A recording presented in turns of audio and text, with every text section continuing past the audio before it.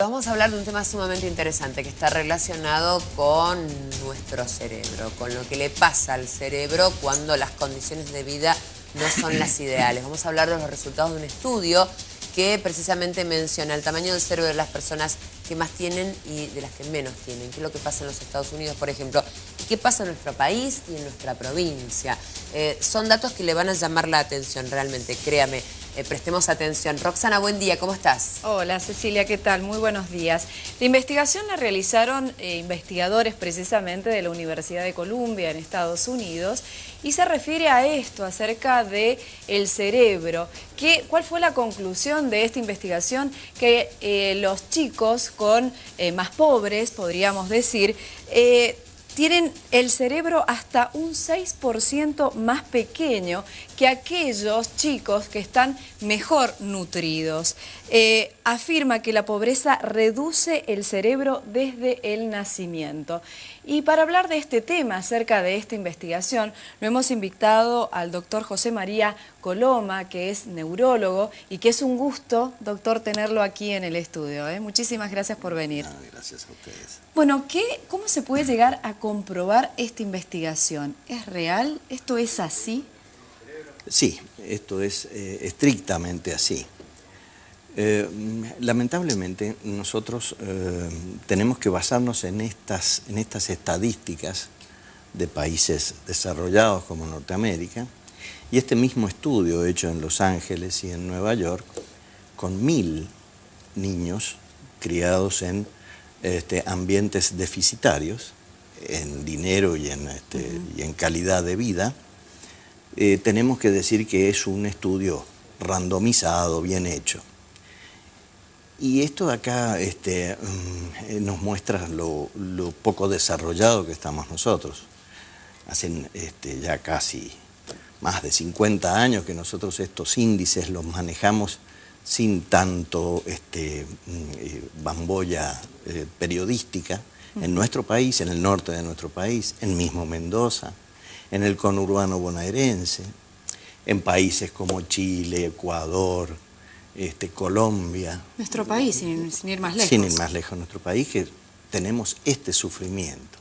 Y en donde este sufrimiento va a llevar a una gran cantidad de nuestra población a que no sepa siquiera interpretar los libros de texto, multiplicar, dividir. No van a poder salvarse de esto por estas carencias en el momento de su nacimiento y perinacimiento hasta los 2 años. Hay que tener en cuenta que cuando hablamos del cerebro no hablamos del tamaño, sino de las capacidades cognitivas sobre todo. Eso hay que aclararlo. Exactamente. Muchos tal vez se creen que se reduce el 6% el tamaño, pero no es una cuestión fisiológica. Fíjese usted, el cerebro tiene algunas etapas en su desarrollo. Cuando la mujer está embarazada, en la tercera semana, ya una placa que se llama placa neural se empieza a plegar. Eso es el futuro cerebro. La segunda etapa es que empieza a formarse una gran cantidad, todo esto dentro de la panza de la mamá, una gran cantidad de neuronas que tienen la tercera etapa de migrar hacia el exterior hasta el lugar donde van a quedar más o menos fijas esas neuronas. Ahora viene la tercera etapa en la cual estas neuronas empiezan a alargar prolongaciones para comunicarse entre sí y con sus neuronas vecinas. Eso se llama etapa de mielinización y conexiones por axones y dendritas. Son palabras técnicas que en realidad son conexiones, son cables de conexión entre neuronas. Esto no se termina de hacer en la panza de la mamá. Necesita de los próximos 2 años para continuar el proceso de organización de neuronas y dendritas y mielinizarlas. Por eso un bebé es tan torpe en sus movimientos, por eso un bebé es como ustedes lo ven, sin mielinización, sin comunicación rápida. Este desarrollo entre el último cuatrimestre del embarazo más los 2 primeros años de todo el cerebro es verdaderamente trascendente para la evolución de esa persona. De hecho, usted nace con un cerebro de 350 gramos, al año pesa 700 gramos, y a los 2 años pesa 900 gramos. Por eso que se dice que cuando el niño está malnutrido en los 2 primeros años, después su cerebro no está capacitado, podemos decirlo, como para desarrollar el resto de su vida, ¿no? Por eso hablamos tanto de los pobres. Exactamente, exactamente. Esto es un problema absolutamente social. Nosotros estamos acostumbrados a hablar de hambre. La gente pasa hambre. El hambre es un síntoma, no es nutrición el hambre. El hambre, yo tengo hambre y como un pedazo de pera, una uva y se me acabó el hambre, ya está, pasó el síntoma. El problema es interno y profundo, es de la nutrición del niñito. Y en esos 2 primeros años, fundamentales, tiene que estar bien alimentado, tiene que estar bien nutrido. Pero la nutrición no es tan solo de proteínas, grasas o azúcares. La nutrición es también besos de mamá. El amor de mamá. El amor de mamá. La incitación que haga la mamá con el bebé para hacerlo progresar. De hecho, usted deja un bebé, si tuviéramos la causa hipotética que haga en la selva con posibilidades de comer, es un niñito que usted lo rescata después de los 2 años, no va a tener ningún estímulo de palabra, no va a poder y probablemente no se recupere nunca. Si usted tiene dificultades en esos primeros 2 años, como tenemos en nuestro país, dificultades alimentarias y de estrés y de pobreza extrema, bolsones de pobreza como lo que hay en este país, esos niñitos que van a ser nuestro futuro, nuestro país futuro, difícilmente lleguen a multiplicar y dividir. Con suerte aprenderán a sumar y restar. Esto que, haciendo referencia a lo que usted está diciendo, ¿cuáles son las actividades cognitivas que les afecta a estos niños? Y si las podemos marcar, si las podemos observar en este cerebro que usted tan gentilmente nos ha traído como para ilustrar esta nota. Básicamente lo que hablamos nosotros con los trastornos de carencia y desnutrición y problemas del cerebro, más bien no tienen una anatomía clásica. ¿Por qué? Porque no puedo ubicar exactamente dónde está toda la memoria. Está en varios lugares del cerebro. Es decir, yo no le puedo decir está en el lóbulo frontal derecho. Lo que sí le puedo decir es que las actividades de los 2 hemisferios cerebrales tienen diferentes actividades.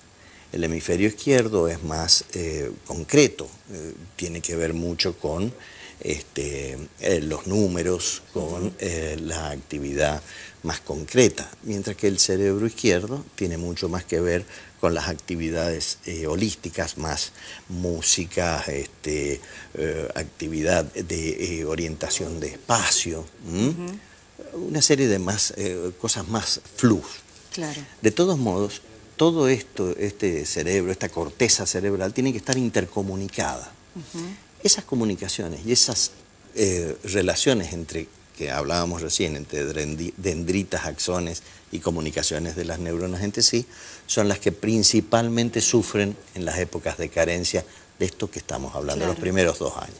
Afecta sobre todo también el lenguaje, lo que decíamos. El lenguaje. ¿En qué parte está ese desarrollo del lenguaje? El lenguaje está en una zona del cerebro a la izquierda, que uno la puede ubicar más o menos en esta zona.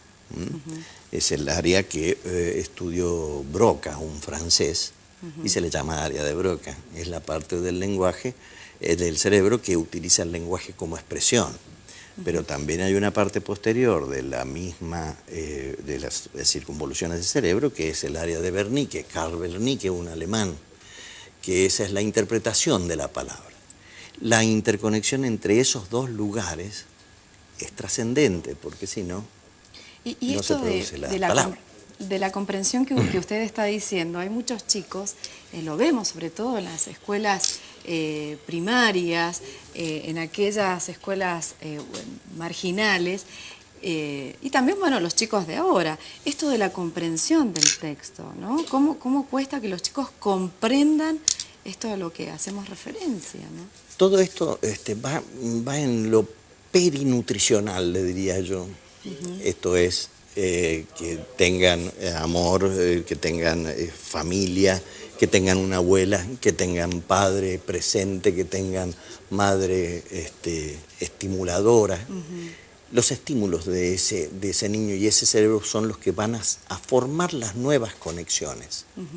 Esas nuevas conexiones se van formando hasta un máximo de los 11 años en que el cerebro empieza a descartar las conexiones que no sirven. Y la leche materna, sobre todo, es fundamental. Ese contacto que se genera entre la madre y el hijo. Ni más ni menos. Bueno, doctor, la verdad que ha sido sumamente claro y también, bueno, escucharlo nos ha gustado mucho y sobre todo desarrollar esta investigación para ver si esto es cierto que se reduce el 6% del cerebro a aquellos chicos, Ceci, sobre todo, que tienen problemas de malnutrición, y esto a lo cual hacía referencia. Los 2 primeros años de vida son fundamentales, no solo de nutrición, sino también esto a lo que decimos el amor. Exactamente. Bueno, doctor. Roxana, Sí. ¿algún tipo de informe de estas características en nuestro país, concretamente en Mendoza? Lamentablemente tenemos poca estadística de esto o quizás se tiende a ocultar. Algunas organizaciones no gubernamentales manejan estos casos perfectamente bien. Sí, lo que por ahí se dice que no hay recursos económicos para hacerlos. El problema es la mala distribución del recurso, que es diferente. Yo siempre insisto en lo mismo, no me interesa que hayan millones, uno solo en este país que tenga esta carencia, es la preocupación que debe tener cualquier gobierno. Uno solo. Ni millones ni miles. No me interesan los que sean. No debe padecer hambre ni desnutrición nadie en este país. Bueno, muy bien. Políticas de Estado adecuadas para llevar adelante. Bueno, doctor, muchísimas gracias. Un placer escucharlo. Gracias Ceci, a ustedes. ¿alguna otra consulta para No, el doctor? ese dato simplemente porque estábamos basando toda esta información en un estudio que se hizo en los Estados Unidos, ¿no? Para saber qué pasa en nuestro país. Lo comentábamos fuera de cámara también con el doctor Coloma, tan interesante todo lo que comenta él a su vez de sus conocimientos. Muchas gracias para los dos. Muy bien, hasta luego. Hasta luego.